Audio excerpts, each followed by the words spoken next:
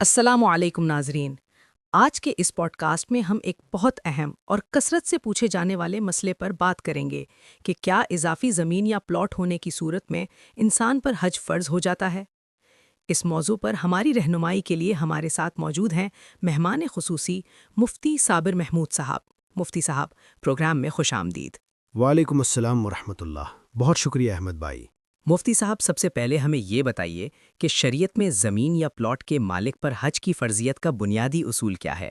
احمد بھائی، شریعت میں حج اس آزاد، عاقل اور بالغ مسلمان پر فرض ہوتا ہے جس کے پاس اپنی بنیادی ضروریات، جنہیں ہم حوائج اصلیہ کہتے ہیں، ان کو پورا کرنے اور اپنے اہل و عیال کے واجب خرچوں کے بعد اتنی اضافی رقم یا مالیت موجود ہو جس سے وہ حج کے تمام ضروری اخراجات یعنی آنے جانے کا کرایہ اور وہاں کے قیام و طعام بآسانی برداشت کر سکے۔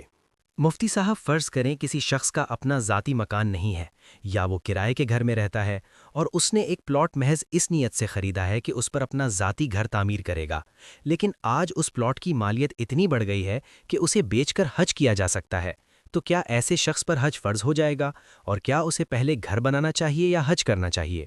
شریعت میں ذاتی مکان انسان کی بنیادی ضروریات یعنی حوائج اصلیہ میں شامل ہے، لہٰذا اگر اس شخص نے وہ پلاٹ واقعتاً اپنا رہائشی مکان بنانے کی نیت سے لیا ہے تو یہ پلاٹ بنیادی ضرورت میں شمار ہوگا اور اس پر اسے بیچ کر حج کرنا فرض نہیں ہوگا۔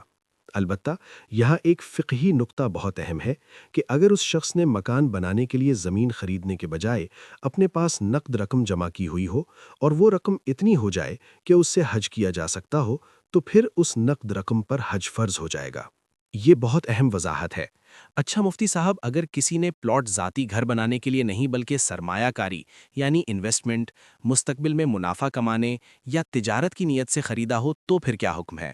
اگر پلاٹ ذاتی رہائش کے لیے نہیں بلکہ کاروبار یا تجارت کی نیت سے لیا گیا ہے تو پھر وہ پلاٹ بنیادی ضروریات سے زائد مال شمار ہوگا۔ اگر اس کی مالیت اتنی ہے کہ اس کو بیچ کر حج کے تمام اخراجات ادا کیے جا سکتے ہیں تو اس شخص پر حج فرض ہو جائے گا۔ ہمارے بہت سے کسان بھائیوں کے پاس زرعی زمین ہوتی ہے یا بعض لوگوں کے پاس بنجر اور خالی زمین پڑی ہوتی ہے جس پر کوئی کاشتکاری نہیں ہوتی، تو کیا محض زمین کے مالک ہونے سے حج فرض ہو جاتا ہے؟